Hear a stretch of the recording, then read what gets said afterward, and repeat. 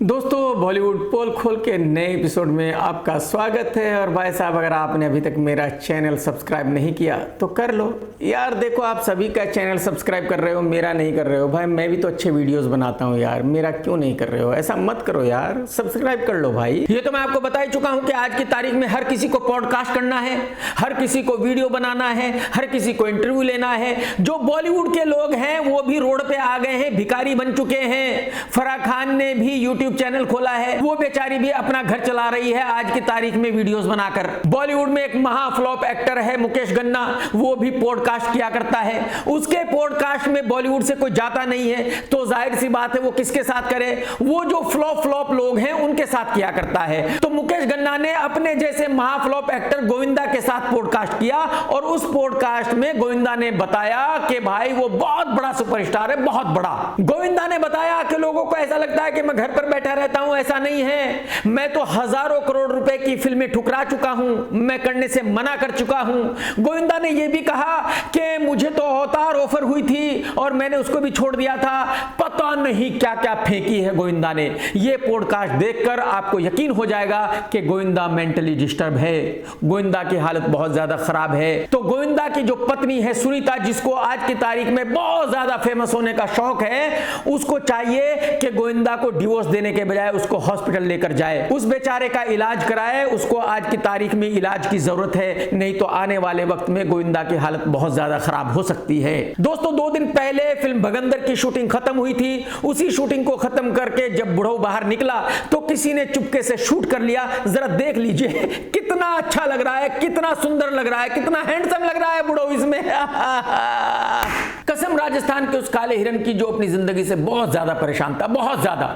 उसको किसी ने नहीं मारा था, उसने बेचारे ने खुदकुशी कर ली थी। इस साल का आईफा राजस्थान में हुआ, और उस आईफा में कुछ कमाल की बात हुई। जब करण जौहर और कार्तिक नोरा फतेही के पास पहुंचे और उससे कुछ सवाल पूछा, तो नोरा ने कार्तिक से पूछा कि क्या बॉलीवुड में ऐसी कोई एक्ट्रेस है जिसको आपने अब तक डेट नहीं किया है? और जैसे ही नोरा ने ये बात कही, वैसे ही वहां बैठे सभी लोग जोर जोर से हंसने लगे।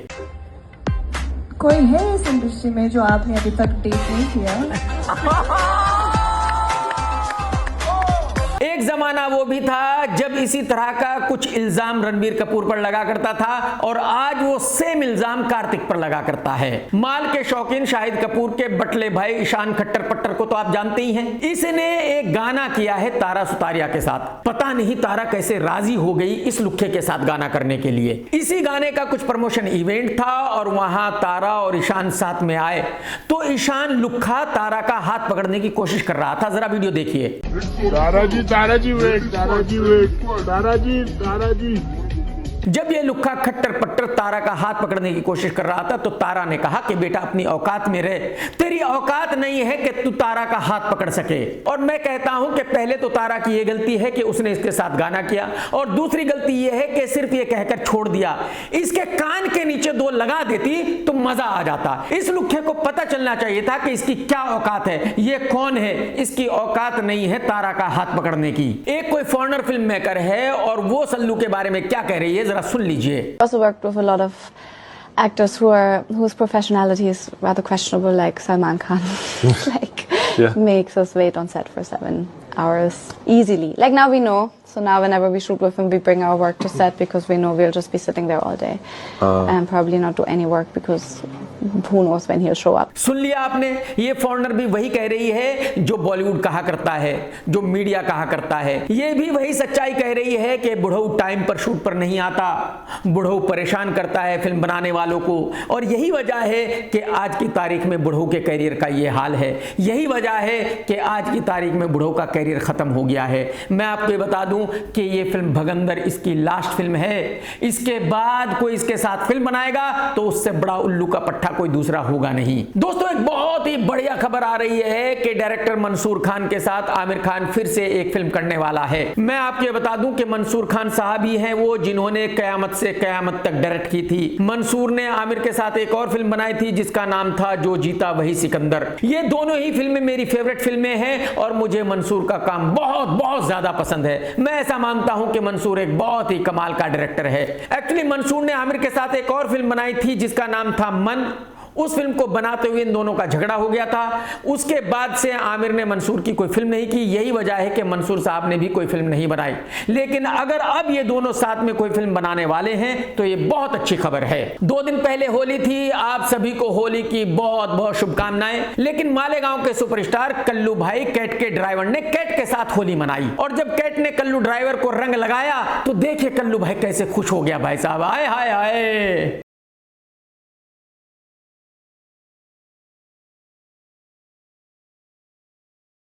यार जिंदगी हो तो कल्लू भाई जैसी। आप देखिए कल्लू भाई इसी में खुश है कि उसकी पत्नी कैट है। कल्लू भाई ऐसा मानता है कि उससे ज्यादा खुश नसीब इस दुनिया में कोई दूसरा है ही नहीं, क्योंकि उसकी पत्नी कैट है। तो भाई साहब लाइफ ऐसी होनी चाहिए कि छोटी छोटी बातों में बहुत बड़ी बड़ी खुशी। आमिर खान का मेंटली डिस्टर्ब बेटा है जुनैद खान, जिसकी अभी एक फिल्म आई थी चुतियापा, जो बहुत बड़ी डिजास्टर हुई, जिसको आमिर खान बहुत बड़ी ब्लॉकबस्टर बता रहा था, लेकिन कुत्ता भी उस फिल्म को देखने नहीं गया। उससे पहले भी उसकी कोई फिल्म आई थी, उसको भी किसी ने नहीं देखा। और भाई साहब ये मेंटली ऐसा लड़का है कि इसकी फिल्म कभी कोई चल ही नहीं सकती, ये कभी एक्टर बन ही नहीं सकता। जरा पहले तो देख लीजिए ये हंसता कैसे है। हम सब मतलब बह गए। कौन पीटता है?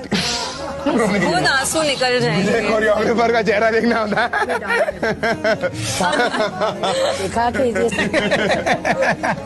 लेकिन आप मैं आपको ये बता दूं कि आमिर खान का जो प्रोडक्शन हाउस है वो इस लड़के के साथ एक तकरीबन 100 करोड़ के बजट की फिल्म बना चुका है।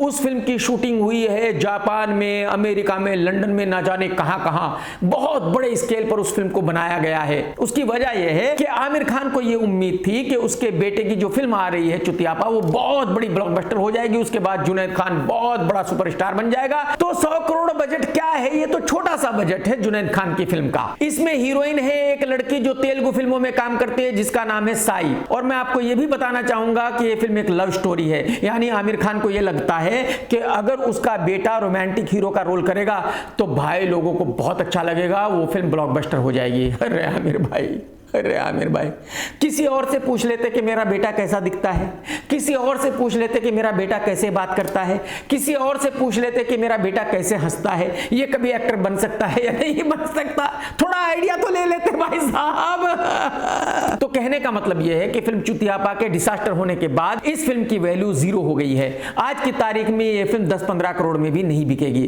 तो ये जो इतना भारी भरकम नुकसान होगा, क्योंकि 100 करोड़ में तो फिल्म बनी है, कम से कम 10-15 करोड़ रुपए मार्केटिंग के भी लिए चाहिए, तो 100 करोड़ का नुकसान। तो ये जो 100 करोड़ का नुकसान है ये किसका हुआ? किसी का नहीं हुआ। आमिर खान को घंटा फर्क नहीं पड़ता भाई साहब, क्योंकि आमिर खान के प्रोडक्शन हाउस को पैसा मिलता है जियो से फिल्में बनाने के लिए। जो ज्योति देशपांडे है वो आमिर खान को पैसे देती है फिल्में बनाने के लिए। ज्योति ने ही अप्रूव किया था कि हाँ जुनैद के साथ ये 100 करोड़ की फिल्म बननी चाहिए। तो जो 100 करोड़ रुपए नुकसान होगा वो अंबानी का होगा, आमिर खान के घर से कुछ नहीं जा रहा है। कुछ वक्त पहले एसएलबी ने एक फिल्म का ऐलान किया था, लव एंड वॉर, और अब इस फिल्म की शूटिंग चालू हो गई है। इस फिल्म में है रणबीर कपूर, कल्लू भाई, आलिया भट्ट। आलिया भट्ट ने ऑफिशियली मीडिया को बताया कि इस फिल्म की शूटिंग चल रही है और इस फिल्म की शूटिंग रात भर होती है। तो ये सब लोग रात भर शूटिंग करते हैं और दिन भर सोते हैं। Actually, we are shooting a lot of nights right now. So we work at night and then we are mom and dad in the day. So it's a very interesting combination. अगर इस film की shooting चल रही है तो इसका मतलब यह है कि इस साल के आखिर में इस फिल्म के रिलीज होने के चांसेस हैं। तो अगर यह फिल्म क्रिसमस पर रिलीज होगी तो मुझे बिल्कुल भी आश्चर्य नहीं होगा। अपने जन्मदिन पर आमिर खान भी मीडिया के सामने आया और मीडिया को आमिर ने बताया कि डायरेक्टर राजकुमार संतोषी साहब स्क्रिप्ट लिख रहे हैं अंदाज अपना अपना 2 की, और जैसे ही स्क्रिप्ट रेडी हो जाएगी वैसे ही सल्लू और आमिर इस फिल्म को करेंगे। लेकिन मैं आपको बता दूं कि यह फिल्म कभी नहीं बनेगी। उसकी वजह यह है कि एक तो अंदाज अपना अपना टाइटल इनके पास नहीं है। अंदाज अपना अपना टाइटल किसी और के पास है, उन्हीं के पास है जिन्होंने फिल्म अंदाज अपना अपना बनाई थी। तो अंदाज अपना अपना 2 ये टाइटल रख ही नहीं सकते, नंबर 1। नंबर 2, राजकुमार संतोषी एक ऐसा डायरेक्टर है जो अपनी मर्जी से काम करता है। उसको पता है कि वो क्या कर रहा है, वो फिल्में बनानी जानता है। तो अगर कोई उसको कहे कि नहीं ऐसे नहीं ऐसे कर ले, ऐसे नहीं ऐसे कर ले, तो वो डायरेक्टर मानने वाला नहीं है। और अगर आमिर खान के साथ वो फिल्म करेगा तो आपको आपको पता है आमिर खान क्या क्या कराएगा। आमिर खान कहेगा नहीं घोड़ा ऐसे नहीं ऐसे चलेगा, नहीं ये तीर ऐसे नहीं ऐसे उड़ेगा। और मैं 100% गारंटी के साथ कह सकता हूं कि राजकुमार संतोषी ये बात मानेगा ही नहीं, आमिर खान के साथ इस तरह से फिल्म बनाएगा ही नहीं। तो यही वजह है कि मैं कह सकता हूं कि ये फिल्म आमिर और सलमान के साथ नहीं बन सकती, हाँ किन्हीं दो और एक्टरों के साथ जरूर बन सकती है। आमिर खान ने खुद ही मीडिया से ये कहा कि उसकी जो फिल्म आने वाली है सितारे जमीन पर, वो तारे जमीन की सिक्वल है। दोनों फिल्मों में फर्क इतना है कि तारे जमीन पर एक सीरियस फिल्म थी, सितारे जमीन पर वही कहानी है लेकिन कॉमेडी के साथ है। ये तारे जमीन पर का सीक्वल ही है, लेकिन किरदार अलग है और सिचुएशन अलग है। जो थीम है तारे जमीन पर की वो उसका सीक्वल है, थॉट का सीक्वल है, बल्कि ये थॉट मेरे हिसाब से 10 कदम आगे जाता है। और एक बड़ा फर्क ये है कि तारे ज़मीन पर जो है वो आपको रुलाती है और ये आपको हंसाएगी। मतलब it's a comedy humorous film है। अब आप जरा तारे जमीन पर फिल्म चालू करके देखिए और जरा उसको कॉमेडी में मिक्स करके देखिए और फिर देखिए कि आप उस फिल्म के 2 सीन भी देख सकते हो क्या, उस फिल्म को आप 15 मिनट भी झेल सकते हो क्या। तो अगर इस भाई ने सितारे जमीन पर कॉमेडी के साथ बनाई है तो भाई साहब इस फिल्म का डिजास्टर होना तय है, गारंटी है, मैं लिख करके दे सकता हूं कि यह फिल्म चल ही नहीं सकती। आज आपको मैं एक वीडियो दिखाना चाहता हूं, जरा देख लीजिए।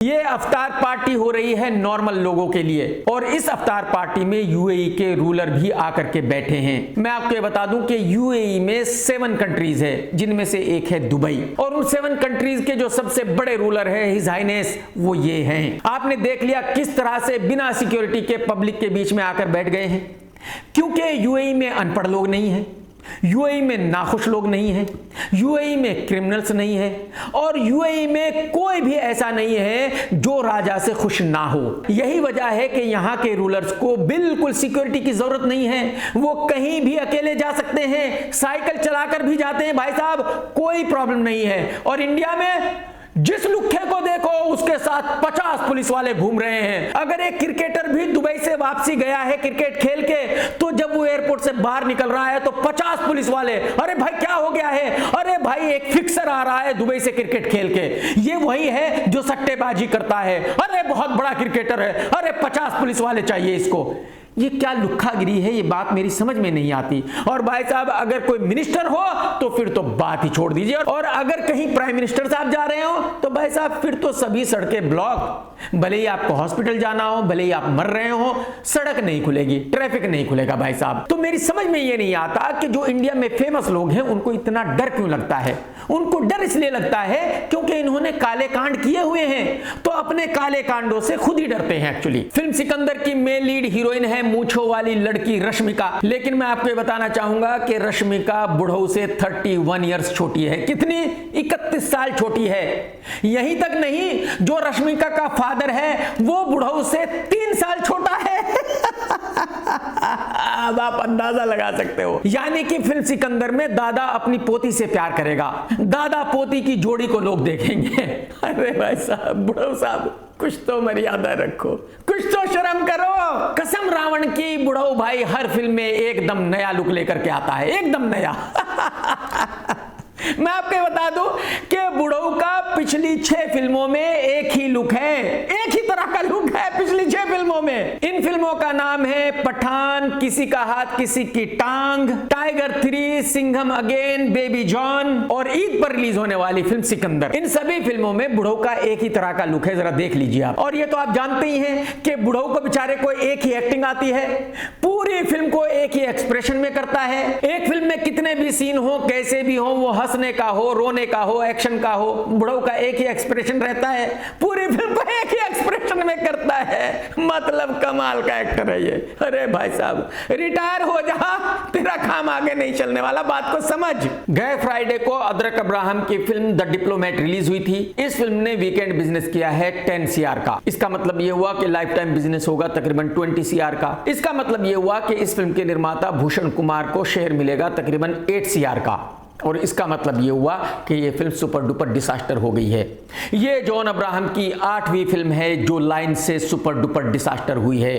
पिछले कई सालों में जॉन अब्राहम की कोई भी फिल्म नहीं चली है। जॉन अब्राहम की एक और फिल्म बनकर 2-3 साल से तैयार पड़ी हुई है जिसका नाम है तेहरान। वो भी जल्दी रिलीज होगी और जाहिर सी बात है वो भी जब भी रिलीज होगी सुपर डुपर डिसास्टर ही होगी, क्योंकि उसकी कहानी वही है जिस पर कई एक फिल्में बन चुकी है। यानी कि तेहरान में इंडिया के एक प्लेन को हाईजैक करके ले जाया गया है और वहां जाकर जॉन अब्राहम ने उन सभी पैसेंजर्स को बचाना है जो उस एयरप्लेन में है। तो जबकि दर्शक इस कहानी पर बनी हुई कई एक फिल्में देख चुके हैं, तो अब इस फिल्म में ऐसा क्या नया होगा जिसकी वजह से दर्शक इस फिल्म को देखेंगे। 2.5 फीट 3 इंच हाइट, 50 किलो वजन, छोटे छोटे हाथ, छोटे छोटे पैर वाले एक्टर वरुण धवन की कोई ना कोई फिल्म आती ही रहती है। अब करण जौहर ने इसके साथ एक फिल्म बनाई है जिसका नाम है सन्नी संस्कारी। इस फिल्म की हीरोइन है महापनौती जानवी कपूर। जानवी कपूर वो एक्ट्रेस है जिसने आज तक जितनी भी फिल्में की हैं सबकी सब सुपर डुपर डिसास्टर ही हुई हैं, और वरुण धवन की भी पिछली तकरीबन 10 फिल्में सुपर डुपर डिसास्टर हैं। इन दोनों की ये फिल्म 12 सितंबर को रिलीज होगी। अब देखने वाली बात ये होगी कि पब्लिक इस फिल्म को देखने जाएगी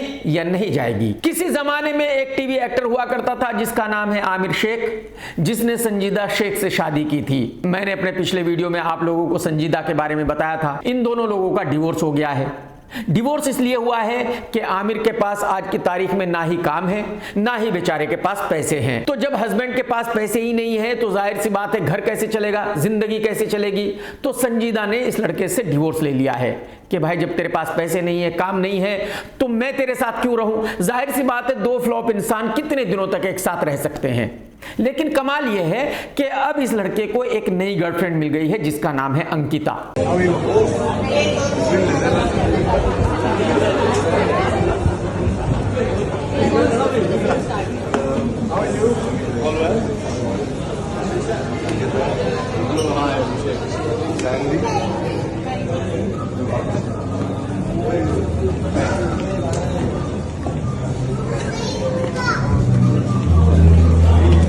जरा सोचिए कि उस लड़की को आज की तारीख में इससे कोई लेना देना नहीं है कि इस भाई के पास काम है या नहीं है, इस भाई के पास पैसे है या नहीं है, लेकिन उसको इससे प्यार हो गया है।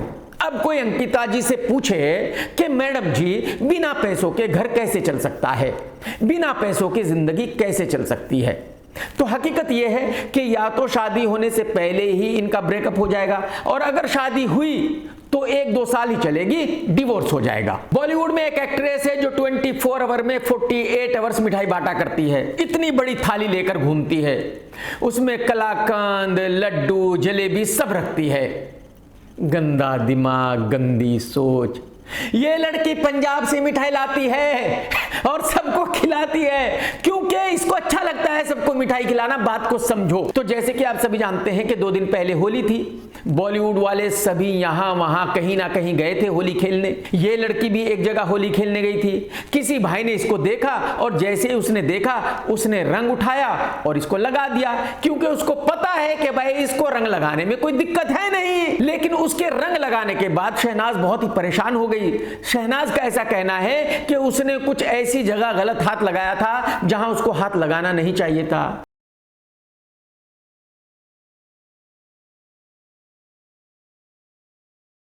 अरे मैडम जी, आपके लिए भी जगह गलत और सही है। क्या बात कर रही हो मैडम जी, मजाक मत करो। मैडम जी आपके साथ तो ये सब होता ही रहता है, ये कोई पहली बार तो हुआ नहीं था। तो आप इतना नाटक ना करो। नाटक करने से कुछ नहीं होगा, थोड़ी बहुत पब्लिसिटी मिल जाएगी, इसके आगे कुछ नहीं होगा। बात को समझो आप। ओरी मीठे लुक्खे ने एक बहुत ही खतरनाक काम कर दिया है और उस खतरनाक काम की वजह से इसके खिलाफ FIR हो गई है। आप सभी जानते हैं कि ये लुक्खा सभी बॉलीवुड वालों का चहेता है, सभी बॉलीवुड वालों की पार्टी में जाता है, सभी बॉलीवुड वाले इसके साथ फोटो खिंचवाते हैं, इसके साथ पार्टियां करते हैं। ये खुसरा अपने 8-9 दोस्तों के साथ वैष्णो देवी गया था। वैष्णो देवी के पास एक होटल में इन्होंने रूम बुक किया। होटल वालों ने इनको बताया कि देखो भाई ये पवित्र एरिया है, यहाँ शराब नहीं पी जा सकती, यहाँ माल नहीं फूका जा सकता, यहाँ पार्टी नहीं हो सकती। लेकिन इस लुक्खे ने अपने दोस्तों के साथ रात को अपने रूम में खूब दारू पी, खूब माल फूका, खूब पार्टी की। Was found violating the strict rules of the area by consuming alcohol at the hotel. और अब इसी वजह से जम्मू कश्मीर पुलिस ने इस ओरी के खिलाफ एफआईआर दर्ज कर ली है और इसके उन दोस्तों के खिलाफ भी एफआईआर हो गई है। तो आप अंदाजा लगाइए कि ये कितना घटिया इंसान है। लेकिन बॉलीवुड वालों का ये चहेता है। बॉलीवुड वालों को कोई प्रॉब्लम नहीं है। बॉलीवुड वालों को प्रॉब्लम है मुझ जैसे आदमी से, जो सच बोलता है और उनके मुंह पर बोलता है और इनको बताता है कि तुम लोग किस तरह के लोग हो, तुम लोग कैसे हो। बस इससे इनको प्रॉब्लम है, इनको सच नहीं सुनना। बस एक बहुत बढ़िया खबर आ रही है और खबर यह है कि सुकुमार एसआरके के साथ अपनी अगली फिल्म करने वाला है। सुकुमार वही डायरेक्टर है जिसने पुष्पा और पुष्पा 2 डायरेक्ट की थी। पुष्पा 2 में सुकुमार का डायरेक्शन बहुत ही कमाल का डायरेक्शन है, बेहतरीन डायरेक्शन है। तो अगर सुकुमार एसआरके के साथ फिल्म करेगा तो 100% कोई बहुत ही कमाल की फिल्म बनाएगा, बहुत ही जबरदस्त फिल्म बनाएगा, यानी कि फिल्म के ब्लॉकबस्टर होने के पूरे चांसेस है। तो ये खबर बहुत अच्छी है। मैं चाहता हूं कि वाकई ही ये दोनों साथ में काम करें। इब्राहिम की फिल्म नादानियां ओटीटी पर रिलीज हुई है और बहुत सारे लोग इब्राहिम को ट्रोल कर रहे हैं। मैं आप लोगों को ये बताना चाहूंगा कि ये इब्राहिम की फर्स्ट फिल्म है और फर्स्ट फिल्म के हिसाब से मेरे ख्याल में इब्राहिम ने अच्छा काम किया है। इब्राहिम ने इतना खराब काम नहीं किया जिसकी वजह से उसकी रेल बना दी जाए। अगर आप आज इब्राहिम को ट्रोल कर रहे हो तो अजय देवगन की भी एक्टिंग देख लीजिए, उसने पहली फिल्म में कैसी एक्टिंग की थी। तुम्हारा नाम अर्जुन शर्मा है क्या? मेहता है, you know that? तो इतना शर्मा क्यों रहे हो? कभी किसी लड़की का हाथ नहीं पकड़ा क्या? Of course पकड़ा है। Put your hands on my waist for God's sake. चेहरा छुपाओ। देख लिया आपने। तो जब अजय ने अपनी पहली फिल्म में ऐसी एक्टिंग की थी और उसके बावजूद भी अजय एक्टर बन सका है, तो इब्राहिम के एक्टर बनने के पूरे चांस है, कोई दिक्कत ही नहीं है भाई साहब। अर्जुन कपूर ने अपने एक इंटरव्यू में कहा है कि मुझे इस बात से बिल्कुल कतई कोई प्रॉब्लम नहीं है कि कोई भी क्रिटिक मेरी फिल्म का रिव्यू क्या देता है, मेरे बारे में क्या कहता है, वो मेरी एक्टिंग को अच्छा कहे बुरा कहे। जिस आदमी ने टिकट खरीद के मेरी फिल्म को देखा है उसका हक बनता है कि वो ये कहे कि मैंने अच्छा काम किया है या बुरा किया है, मेरी फिल्म अच्छी है या बुरी है। लेकिन अगर कोई ये कहे कि मुझे एक्टिंग छोड़ देनी चाहिए, मुझे ये काम करना चाहिए, वो काम करना चाहिए, तो ये बिल्कुल गलत है। And the reviewer's job is to review the film to give me feedback so I can get better at it. Because मेरी aspiration यार मैं हर रिव्यू पढ़ता हूँ। एक रिव्यू था कुत्ते का हाल ही में, उसने रिव्यू में लिखा है वो लड़की ने he should not be an actor and go and pursue something else. That is not criticism, that is an opinion. That's a very personal dig to make at a human being. It's like me reading a review and saying you shouldn't be reviewing, you should actually be going and milking cows. और मैं पहली बार अर्जुन कपूर के साथ इत्तेफाक रखता हूं। किसी भी क्रिटिक का ये कहने का हक बिल्कुल नहीं है कि भाई अर्जुन कपूर को एक्टिंग नहीं करनी चाहिए, रिटायर होना चाहिए, उसने कुछ और बिजनेस करना चाहिए वगैरह वगैरह। और भले ही अगर मैं भी कहता हूं तो मैं भी गलत हूं और कभी कभी मैं गलती कर देता हूं। जब से फिल्म डाकू महाराज रिलीज हुई है तब से उर्वशी न्यूज में है। उर्वशी कोई ना कोई ऐसा बयान देती रहती है जिसकी वजह से वो न्यूज में बनी रहती है। लेकिन भाई साहब इतनी ज्यादा ट्रोलिंग होने के बावजूद भी उर्वशी पीछे हटने के लिए तैयार नहीं है। शायद उर्वशी को उसके पीआर वालों ने बताया है कि जो भी ट्रोलिंग हो रही है वो बहुत अच्छी है, जो भी कंट्रोवर्सी हो रही है वो बहुत अच्छी है, आपको बहुत अच्छी पब्लिसिटी मिल रही है, आप इसी तरह कंटिन्यू करती रहो। यही वजह है कि उर्वशी ने अपने एक इंटरव्यू में फिर से ऐसी ऐसी बातें कही है जिनको सुनकर आपका दिमाग चकरा जाएगा। जरा सुन लीजिए। Oh, I'm number one in action. Someone even told me I'm the first Indian woman to become an international action superstar. Yes, ma'am, of course. But this season, I mean, it's the biggest ever. Yeah, you know, biggest ever reminds me of this big ring I'm wearing. My best friend gifted it to me. Even this big diamond on my ring, I got it from Paris. Oh, and I also have a Dubai's golden visa. यानी कि उर्वशी फिर लंबी लंबी हाँक रही है कि मैंने ये हीरा पेरिस से खरीदा है, मैंने ये हीरा यहां से खरीदा है, वहां से खरीदा है, मेरे पास दुबई का गोल्डन वीजा है। अरे मैडम, हर दूसरे आदमी के पास यहाँ गोल्डन वीजा है, आपके पास कुछ अलग नहीं है मैडम जी। और मैडम जी अगर आपके पीआर वालों ने आपको बताया है कि आप जो कर रही हो बिल्कुल सही कर रही हो, तो मैं आपको गारंटी से कह सकता हूं कि बिल्कुल गलत कर रही हो। और आपके इन सारे बयानों की वजह से मुझे भी पता चल चुका है कि आप पढ़ी लिखी नहीं हो, आपको दीन दुनिया का कुछ नहीं पता है, आपको दुनिया के बारे में कुछ अता पता नहीं है, आप उतनी होशियार हो जितनी कि आलिया भट्ट, समझ रही हो? तो ये काम करना बंद कर दो ऐसे फालतू के स्टेटमेंट देना बंद कर दो मैडम जी। कसम रावण की एक कॉमेडियन ने बहुत ही कमाल का काम किया है। मैं कितने दिनों से कहता आ रहा हूं कि भाई ये जो बादशाह है, धड़ी खाता है, धड़ी हकता है, ये जो भी लिखता है बहुत ही वाहियात लिखता है। इसका गानों से कोई लेना देना नहीं है, इसका म्यूजिक से कोई लेना देना नहीं है। अब एक कॉमेडियन ने भी ये बात कही है, जरा आप सुन लीजिए। बादशाह क्या लिखता है मैं पूछ रहा हूं, क्या लिखी जा रहा है वो? अगर गालिब के बाद किसी ने मेरे को छुआ है ना, बादशाह छुआ क्या मोलेस्टी कर जाता है। इस कॉमेडियन ने बिल्कुल सही कहा है जो भी कहा है। ये भैंसा सिंगर कैसे बना मेरी समझ से बाहर है। ये भैंसा क्या लिखता है इसी को पता है, क्यों लिखता है सिर्फ इसी को पता है। बादशाह भाई माफ कर दो, दुनिया को बंद कर दो ये काम भाई साहब। ऐसे तो भविष्य बताने वाले बहुत सारे बाबा हैं, लेकिन एक बाबा ने बहुत ही खतरनाक काम कर दिया है। इस बाबा ने कहा है कि सलमान खान और शाहरुख खान 67 की एज में मर जाएंगे, इस दुनिया से चले जाएंगे। इस बाबा ने यह भी कहा है कि दोनों एक ही साल में मरेंगे, यानी कि 4-5 महीने के आगे पीछे ही मरेंगे, लेकिन एक ही साल में दोनों मरेंगे। सलमान खान के लिए ये समय लगातार खराब है, कोई ऐसा समय है ही नहीं। 25, 26, 27 सब खराब चल रहा है। सलमान खान को जल्द ही एक बहुत बड़ी बीमारी डायग्नोज होने वाली है, जिसका नाम नहीं लिया जाता, आप समझ सकते हैं। और जब भी डायग्नोज होगी तो सलमान और शाहरुख का एक ही साल में डिवाइस है। क्या बोल रहे हैं आप? हाँ, मतलब 67 ईयर की एज में दोनों लोगों की ये धरती छोड़ेंगे। 67.5 एक ही साल, मतलब जब मान लीजिए 2025 है तो 2025 में न्यूज़ बनेगी कि 2 लोग नहीं रहे। इन दोनों की उम्र तकरीबन 60 साल हो गई है, यानी कि अगर बाबा की बात पर यकीन किया जाए तो इनके पास सिर्फ और सिर्फ 7 साल और हैं। ये बहुत ही गलत है। किसी भी बाबा को ऐसी बात नहीं कहनी चाहिए, किसी के मरने के बारे में भविष्यवाणी नहीं करनी चाहिए। और बहुत सारी चीजें हैं यार, उनके बारे में भविष्यवाणी कर लो कि भाई इनकी फिल्में नहीं चलेंगी, ये फ्लॉप हो जाएंगे, ये तो वो। लेकिन ये कहना कि भाई ये दोनों एक ही साल में मर जाएंगे, 67 की एज पर मर जाएंगे, ये बहुत ही गलत बात है। ईद पर बुढ़ऊ की फिल्म बगंदर रिलीज होने वाली है। मैं भी जो उसका गाना आ रहा है उसका रिव्यू कर रहा हूं, टीजर आ रहा है उसका रिव्यू कर रहा हूं, और जब इस फिल्म का ट्रेलर आएगा उसका भी रिव्यू करूंगा। लेकिन जो भी मैं कहता हूं उसको सुनकर सलमान के बहुत सारे फैन हैं, मुस्लिम फैंस, जो मुझे खूब गालियां दे रहे हैं, भर भर कर गालियां दे रहे हैं। और पता है ये मुस्लिम फैंस मुझे गालियां क्यों देते हैं? इनका कहना यह है कि सलमान एक मुसलमान सुपरस्टार है, उसको मुझे सपोर्ट करना चाहिए। मैं उसकी फिल्म के बारे में बुरा क्यों कहता हूं, मैं उसकी घटिया फिल्म को घटिया क्यों कहता हूं? और मेरा कहना यह है कि मेरे लिए हिंदू, मुस्लिम, सिख, ईसाई सब बराबर हैं। मेरे लिए बॉलीवुड में सब बराबर हैं। मेरे लिए कोई इसीलिए फेवरेट नहीं है क्योंकि वो मुस्लिम है या खान है। और मैं सलमान के इन मुस्लिम फैन से पूछना चाहता हूं जो मुझे गालियां दे रहे हैं कि भाई साहब आप कैसे मानते हो कि ये आपका हीरो है? आप कैसे मानते हो कि ये आपको बहुत चाहता है? अरे भाई साहब, इसने आज तक ऐसा कोई काम नहीं किया जो मुसलमानों के लिए अच्छा हो। मैं आपसे जानना चाहता हूं कि इसने आप लोगों के लिए क्या किया। पिछले 10 साल में हिंदुस्तान में तकरीबन 100 मस्जिदों को शहीद किया गया है।